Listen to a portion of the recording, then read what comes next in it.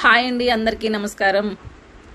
ఎప్పటిలాగే నా పనులు ముగించుకొని ఉదయం 5:30కి మా ఊరు రైల్వే స్టేషన్కి వాకింగ్కి వచ్చానండి.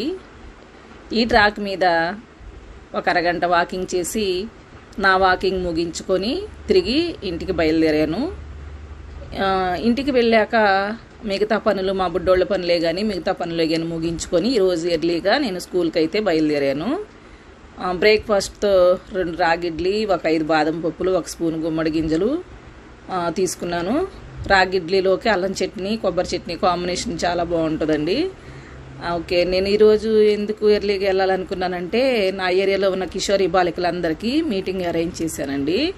11 నుండి 18 సంవత్సరాల పిల్లలు. అందువల్ల నేను ఎర్లీగా అయితే నా పనులు ముగించుకొని నేను స్కూల్కి అయితే వెళ్ళాను. ఇదేనండి మా అంగన్వాడీ.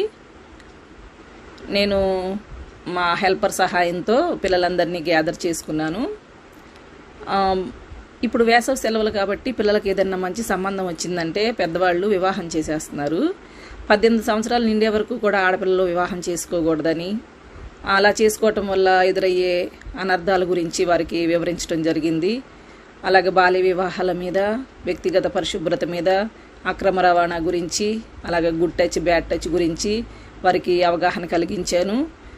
ఇప్పుడు పిల్లలు ఏంటంటే ఫోన్లకి బాగా అట్రాక్ట్ అయిపోయి చదువు మీద కాన్సన్ట్రేషన్ లేకుండా ఫోన్లే ఎక్కువ వాడుతున్నారని, అలా చేయకూడదని, జాబ్ వచ్చే వరకు వారి కాళ్ళ మీద వాళ్ళు నిలబడి చక్కగా చదువుకోవాలని చెప్పాను.